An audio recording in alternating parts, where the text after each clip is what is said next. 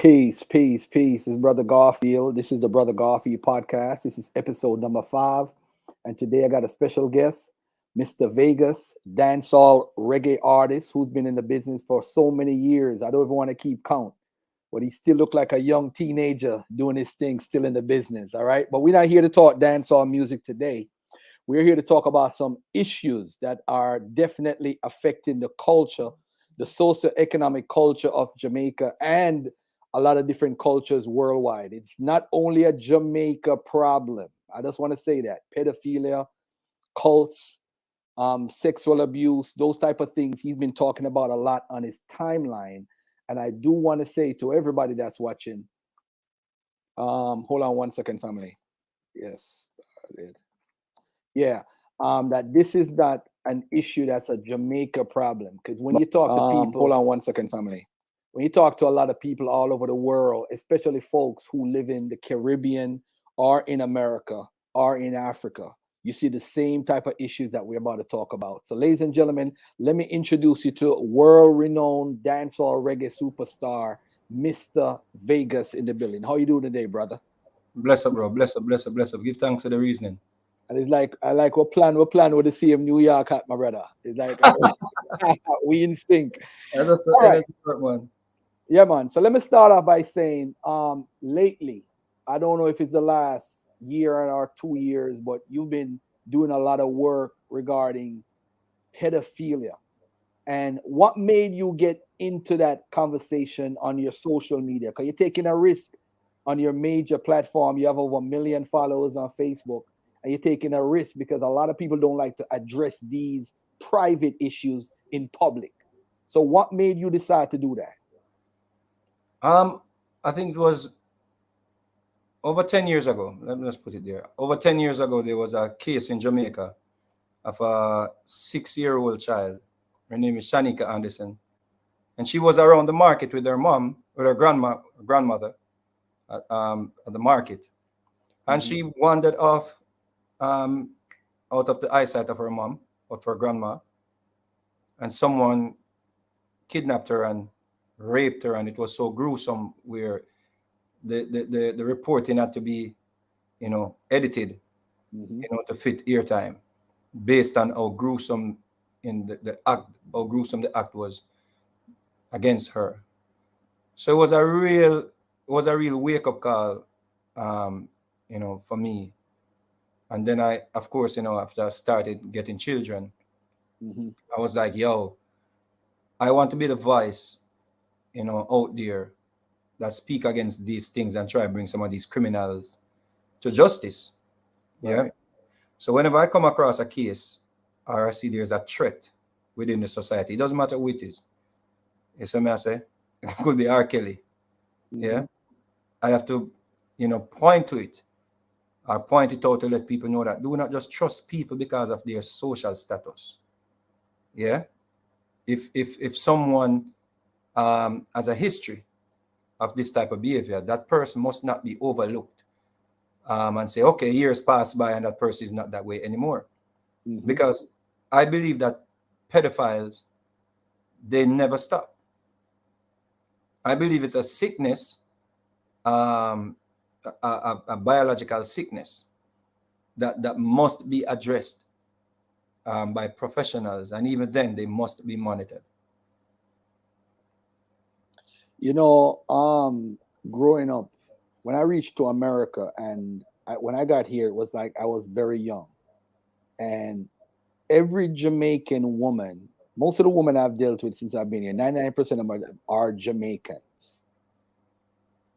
Every single one of them, except my last son's mother, was abused by Yep. either a mother's boyfriend or her husband or some male lineage within the family line, or uncle, some guy that is supposed to be trusted by your parents or whatever is abusing that young girl from a young age. Yep. And the stories I hear is father coming in the room, touching the daughter, feeling up the breast, doing all those things while the mom is in the next room or when the mother is at work.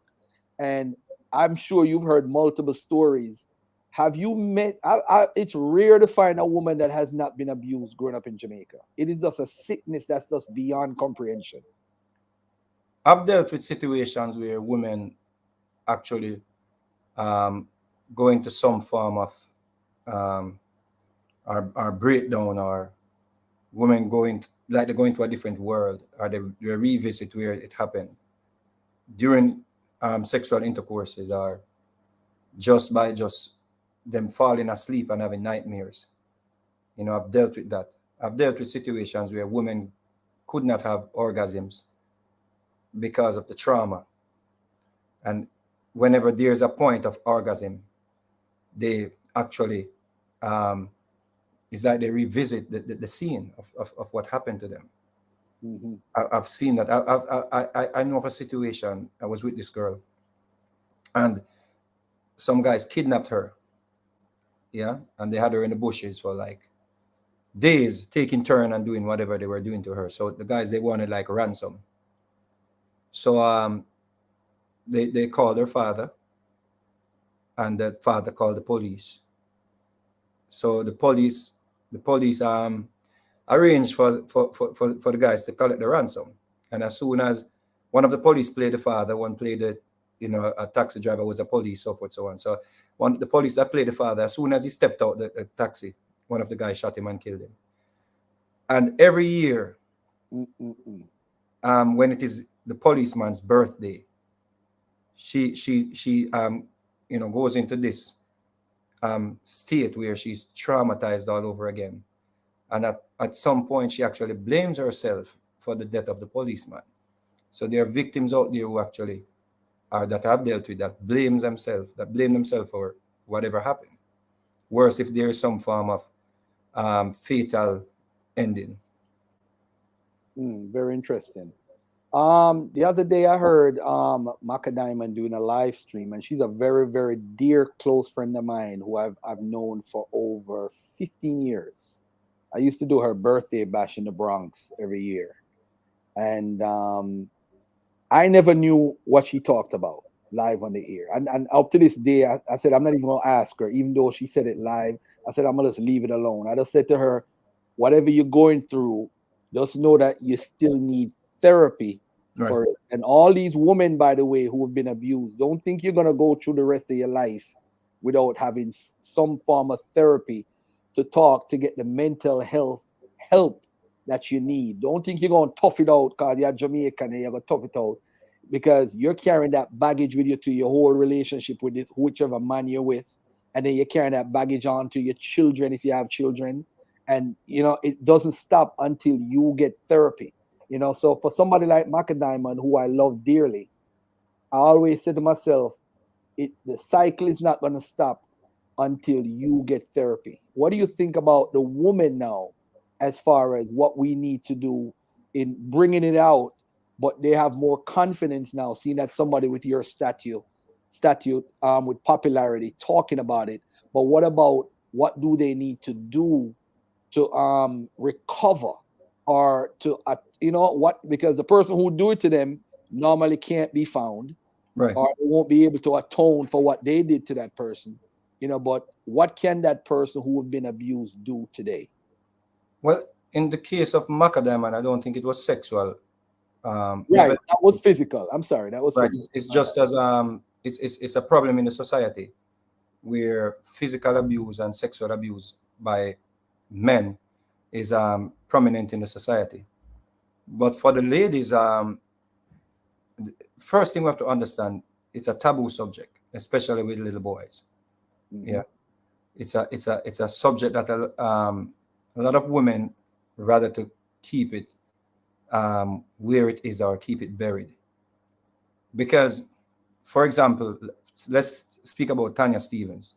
Mhm. Her situation happened when she was 17. She's about 50 years old now. Mhm. Um, so that is like 33 years ago or 30 years ago. Yeah.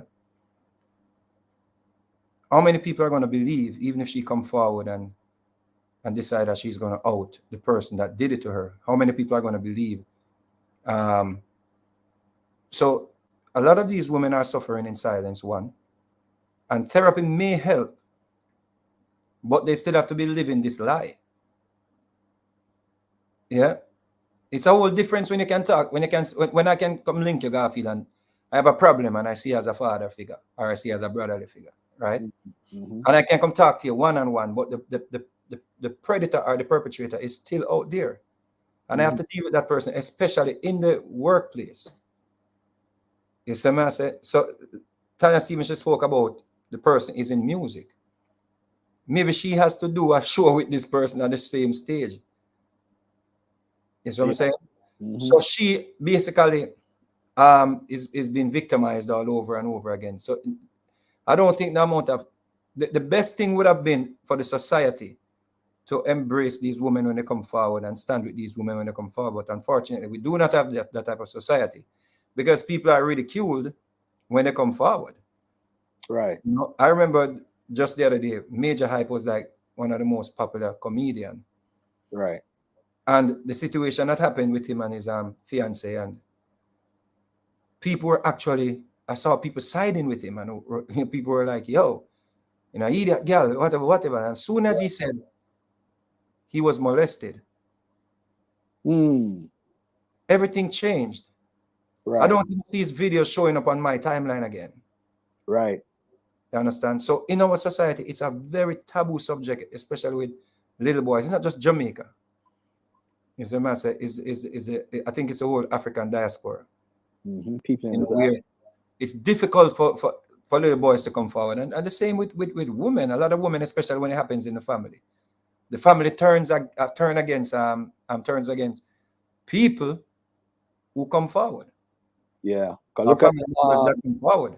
look at Dr. York's situation here in America, where he had his cult and he abused boys. You look at there's a group in Israel today that claim that left from Chicago. They were boys were there that were abused too. It seems like whenever someone starts an organization saying they're the Messiah or some crap, you find these cults that just abuse people. Now, the reason why I put cults in Jamaica is because recently, very recently, you had a cult in Montego Bay where this guy was saying, I don't know if he's saying he was the Christ or whatever he was, but apparently his followers believed that he could kill people and return them back from the dead. Um, this is 2021. Couldn't believe. Let me hear the story. I saw the girl, and the girl, my son's grandmother said, "Don't feel sorry for the girl," because the girl said that she believed he could slice her neck and kill her and return her to life. She said she was stupid. And I'm like, are we in a situation right now where we believe that human beings can return people back to life? Well, hey, here it is in 2021. We had Jim Jones. I don't know if you're familiar with not Jim Jones per se, because everybody know what happened with Jim Jones and Guyana.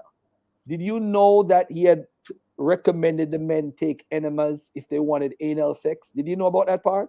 No, This is how crazy the cult was.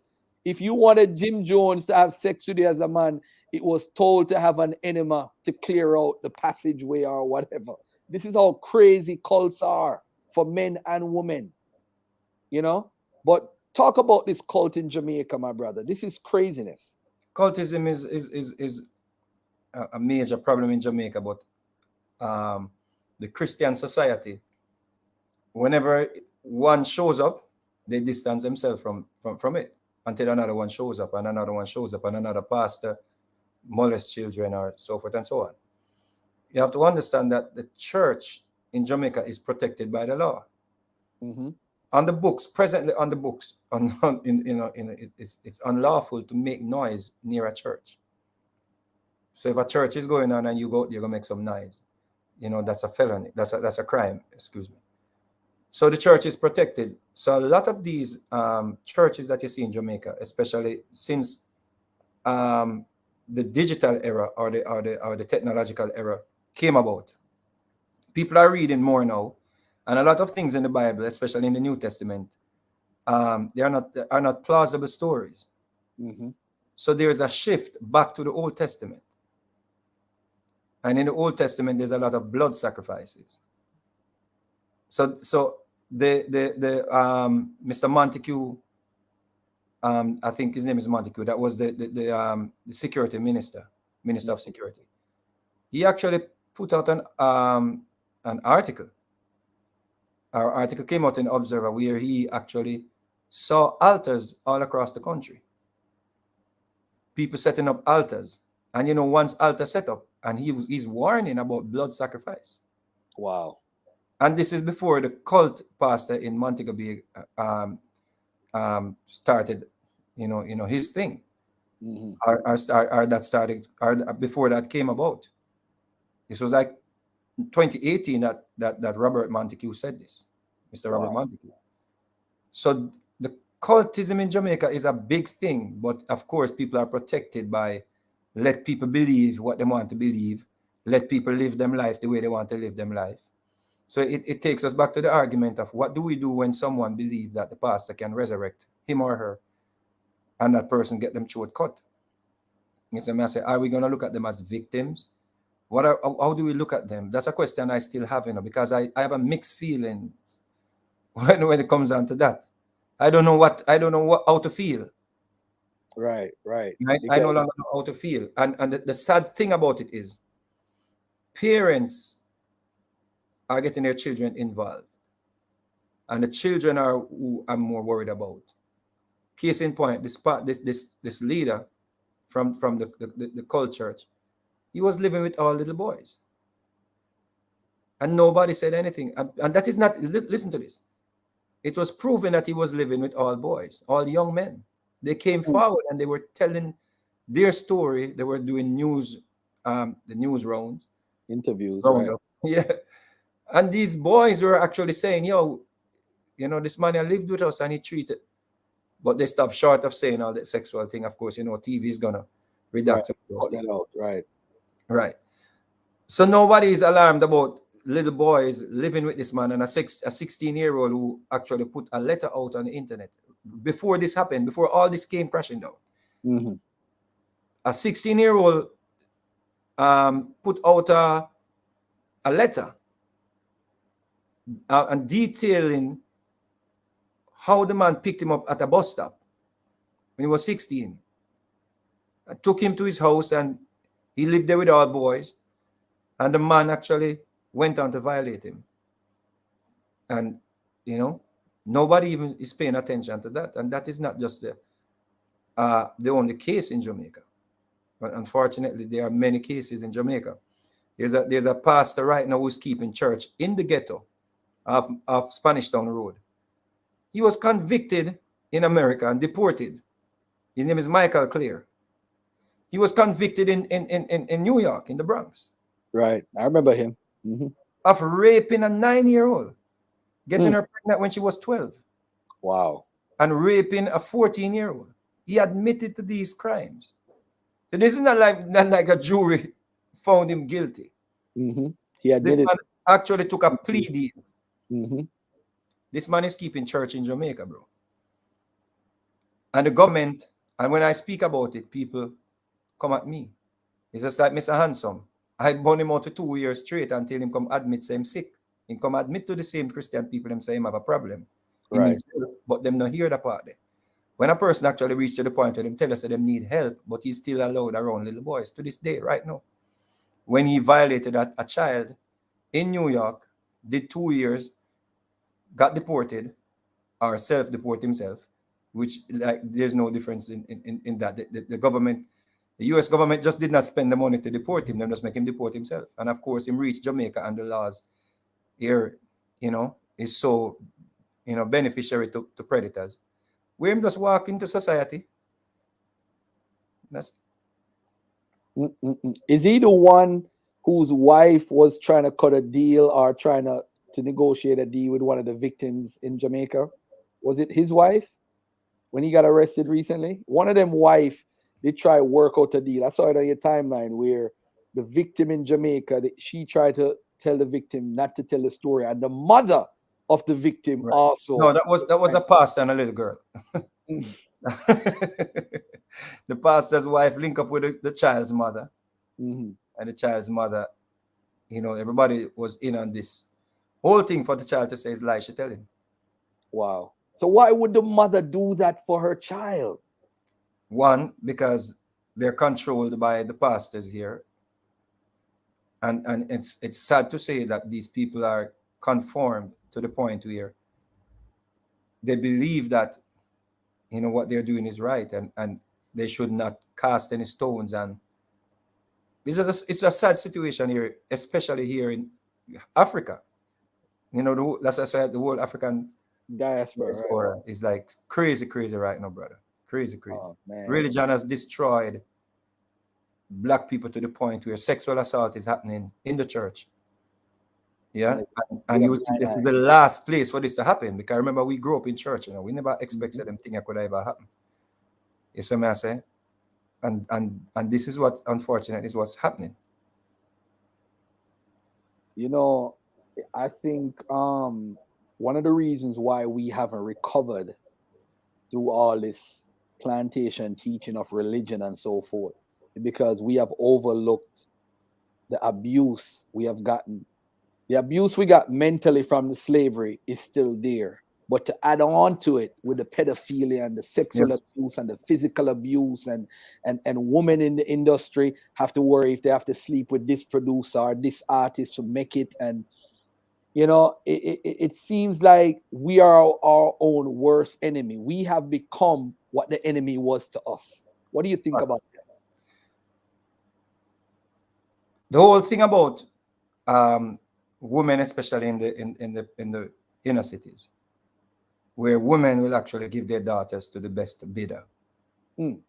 that? Mm, That's coming from down slavery lane. That I come from slave where master used to just come pick who him want pick. And mothers would turn over their children to master for benefits, just to get in master's house. Our children, mothers, parents used to believe that if the child grows up in master house, the child will turn out better instead of staying in the field and suffering and stuff like that. So it's something that is coming from I think it's embedded in our society where and it's left with us now. So we are like the slave masters now, giving away our daughters to the best bidder. Yeah. And if you look at us, our music industry, there are rapists and pedophiles in our music industry, but when you highlight them, the people turn against you. That you have to understand. mm-hmm. It's like there are Kellys in our industry. Right. Someone just sent me like 2 years ago.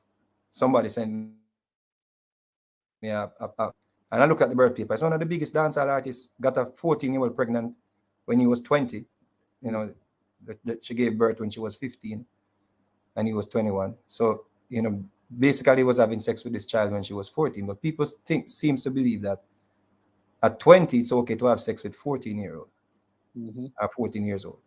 That's a part of the practice in our society, normalizing these type of behaviors. So we look at it and say, a long time this go on. Mm-hmm. My mother got pregnant when she was 13, when she was 12, and people use these things to justify or to extenuate a grown man, an adult, because trust me, a 20, 21-year-old is a man that. Mm-hmm. This man says a young man that. But Mm-hmm. they don't see the problem in going to the school, picking up these little girls, getting them pregnant, them drop out of school. Then the society further decay. You see me, I say, and the whole moral of the society is further decayed.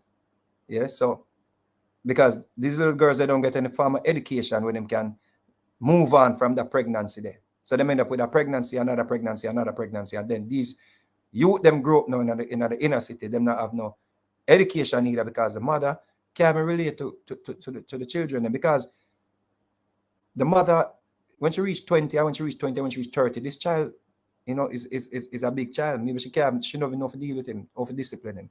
So she speak to him the way how she know how to, because she was not properly educated and even how to, take care of herself, much more to take care of children. Mm-hmm. And these are some of the reasons why they raised the statute of limitation, not the statute of limitation, increase the age of consent in Jamaica from 14 to 16, because a lot of little girls were getting pregnant, 13, 12, 11, 14. Because a man say, oh, the age of consent of 14, that means I can touch 12. You see what I say? Some man now say, oh, the age of consent of 16, I can touch 14. So the man look and say, oh, just 2 years, man. You know, and so. But them now look on how it a mash up. Hold on a second. You just said something that's important. So the age of consent for a female was always 14 years old? Before 1988. Wow. So in 1988, they increased it to 16. Because remember back, I don't know if you were in Jamaica at that time when you used to have a lot of family planning programs. Yes, I was in Jamaica at the time. Yes, and anyone used to come out and say, oh, no, you're Bev Brown who used to help me with schoolwork.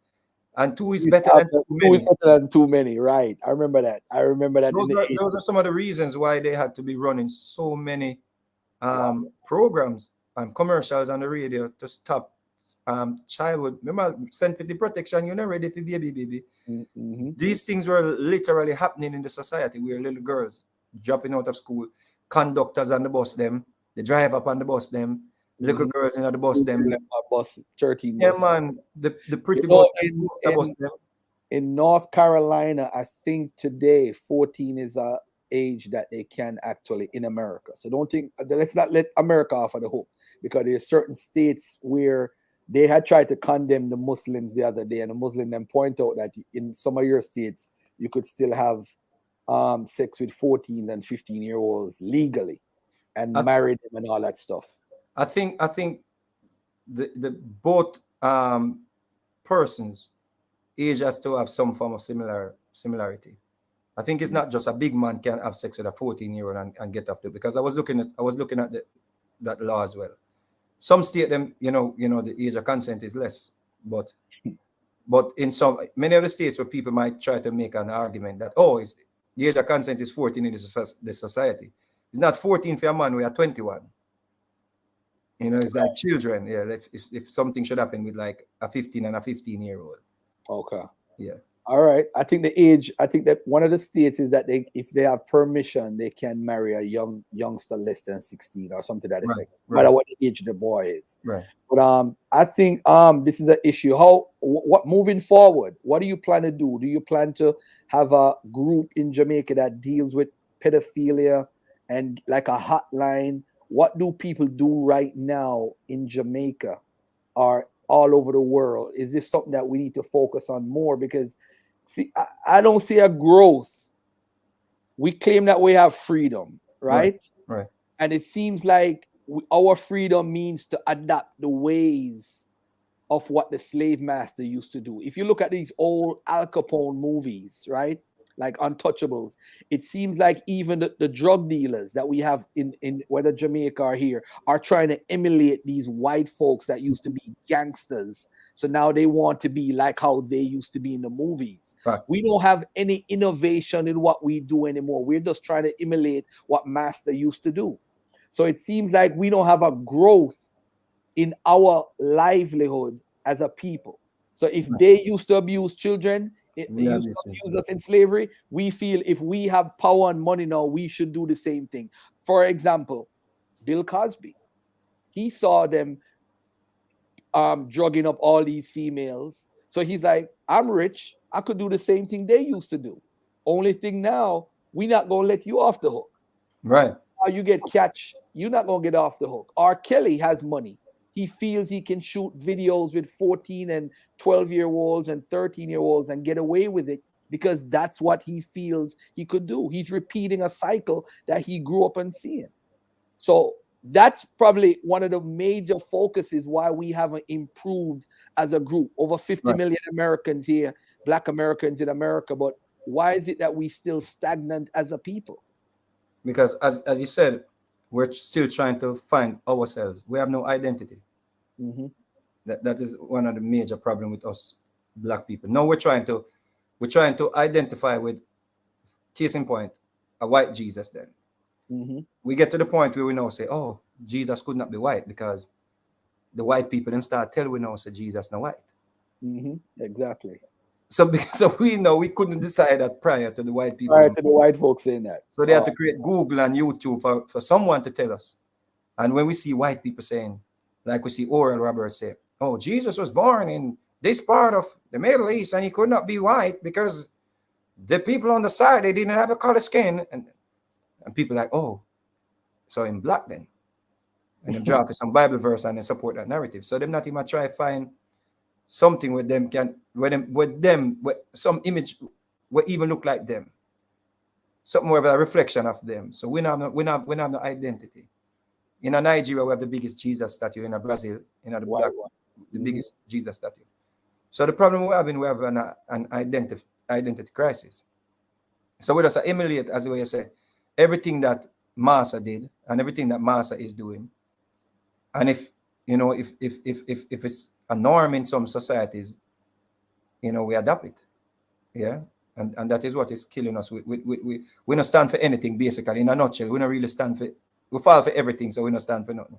It seems like we suffer from Messiah complex. They've been waiting for Jesus for 2,000 years. So now we develop our own Jesus concept. Selassie, Elijah Muhammad, Dr. York, the guy Ben Ami in Israel, and all these groups. But it seems like these groups always abusing women and young girls and boys. So when we get together as a group and try to do something, it seems like abuse is just rampant in these groups because, oh, this is the Messiah, so he has to have sex with this woman to carry on his sacred seed, or abusing boys. Oh, well, this is what we do. I mean, what Dr. Yacht did, and people still defending Dr. Yacht. This is what's so sick with our culture. We still defending Dr. Yacht, knowing what he did. Oh, they made it up. The government wants to shut him down. For what? I was actually threatened by some of the people that associate themselves with Dr. York. I joined a WhatsApp group, and me's a man I got talk my mind. Mm-hmm. So somebody hook up all him wife in the chat for correct me, for scold me, and the threat them start come. Mm-hmm. And I was like, yo, oh, no matter what, brethren, them have to kill me, them have to chop off my head. Me not accept something when me never do when it comes down to children, brother. Yeah, children is and what's sad, is Brother Polite, where is actually a student of Dr. York. Mm. And now we're seeing this alleged story with kids again. And Polite is one of the, like how I look to you like a teacher. Mm-hmm. Yeah. Bless. I look to Polite like, yo, this man is so knowledgeable.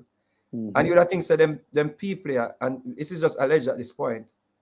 But it's one of them alleged case that way just don't look good. Don't look good at all.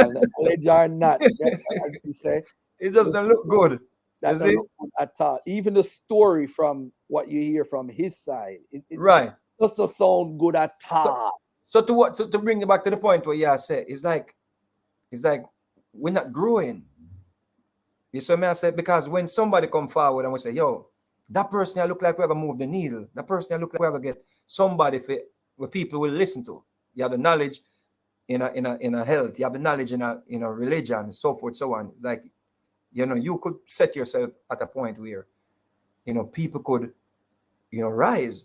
But then people in this community are people that are out there like yourself and, me of a lesser extent. We're trying to tell these people something. When one person from the community or from that society or whatever, when they do something like a Dr. York or these great people, it push us right back into the Masters, plantation, right back on Masters plantation, and somebody come another 100 years. It makes your work difficult. It makes my work difficult. So to be honest, I don't even have the answer if we will ever grow. Yes, I say I just have to do my part, and to answer to your question, what can be done? I fighting with the government of Jamaica to amend the sex registry, where at least we know which part the rapists and the pedophiles them there. So we know, say, a person is not supposed to be near the school. Mm-hmm. And if the person is found near a school, or if that person moved to live close to a school and did not report it to the police, we can get that person arrested, because we got have people where we can actually, the government officials, and we're going to put them to task. Like, yo, why are you not doing your jobs? This man I live near a school, and we're going to call them up, because no, the digital era is not just for idiots. You see? Mm-hmm. We have to use the digital era to our advantage as well. So if we see the money away, was a pedophile, or is a pedophile, or go jail for pedophilia, and he's now living near a school, then we have to go ask the government and show them up and say, yo, see, a man I live right next door to the school. They have to make them wear ankle bracelet or something like what them do up here. Whoever Well, they're not gonna wear it after them finish them time and stuff like that. But it's what the sex registry in Jamaica. The first thing that is like one of the biggest joke. okay. You see what I'm saying? We're trying to get that amended because it's ridiculous. The sex registry in Jamaica is more against prostitution of women that are prostituting on the road Mm-hmm. than someone who was convicted of raping a child. Wow. You understand? Because let's say a person committed some form of rape, yeah, and the person gets 10 years in prison. You stay on the sex registry for 10 years. So the day that person gets convicted, you're placed on the sex registry. The day you come out of jail is the day you get off the sex registry. That don't make sense. So, That don't make no so sense. the whole thing is a big joke. And you So see me, I that's say, why there was an artist, what name, not he had the voice like Tiger and Scalali, Zebra. Deborah, Zebra was someone who was convicted of that, and then he got convicted again of that. So that means if he when he came out of jail the first time, he was removed, which don't make no sense because him already locked up. That don't make no sense. And him come out and they claim he did the same thing and got locked up again for it. right away. I think it was like 3 rapes against him. Wow. Listen, there are some situations in Jamaica that I know about Mm-hmm. that we cannot discuss them because these people were not found guilty. Convicted. They were not But when you look at the case, Mhm. when you look at the case, you see how the justice system failed the victims. It's ridiculous. Like I know a situation where Mhm. or entertainers involved in certain situations where what happened to that case? Money, somebody get paid off. So me I say, like cases involving 11-year-old. I'm like, Mhm. Wow. you know, and like, yo, what happened to that case? Another case, I was watching another case. I'm look, I see the man a foreign. Me, I say, wait, the man is in that prison. I may actually know so this man here actually Guilty. committed the crime because he was in my studio Mhm. and him so stupid, like him in the studio and just talk loud. And you And hear the whole business. I mean, I hear the whole thing. I mean, I say, yo, Let me ask you this: when you look at somebody like Zebra, because he was convicted, I couldn't mention his name. Do you think Zebra witnessed these acts before he even tried it with a woman? Because I think a lot of it is going on, and you see it, so it's the norm. So when you do it, you don't feel like you're doing anything wrong. there's another part of our society where people believe that it's okay to just hold a woman and take it, you know. Mm-hmm. Unfortunately, some people believe that is okay. It's So cool. Yeah, that is cool. Mm-hmm. even when a victim goes to court, them asking questions that will let it seem as if the victim, was the one at fault. Like, why were you at his house? What did you wear? Did you tell him you love him? All of them things there. You take, it's like the other day there was two white girls. Mm-hmm. Jackie or bought them tickets to come to Jamaica based on the conversation from the video that I analyzed. So when I analyzed the video, it seemed to have bought them tickets to come to Jamaica. And in the video, first, let me correct it. It's alleged that it's Jackie, and he came out and made a statement. So it would seem as if it was him on the video. So he was saying to the girls like, yo, I want the thing because I want some things because Right. I pay my money. But I was not even looking at him, at whosoever was on the video. Let's say, I don't know who. Right. I was looking at the comments, and the comments were like, yo, if the man running money for run the thing. And I was like, yo, for real? Make the man spend the money for run the thing. So that is the reality in our society, brother. So I say, we feel like, say, yo, it's the norm. to hold a woman and force onto her against her will. And until we get to the point where we no longer accept that, then a lot of things are not going to change around here. The sexual assault, especially against children, increased over 700% in the pandemic. That's telling. So we have a major problem in the society, and we just have to keep trying shedding light and hope the government, implements stricter penalties for these people.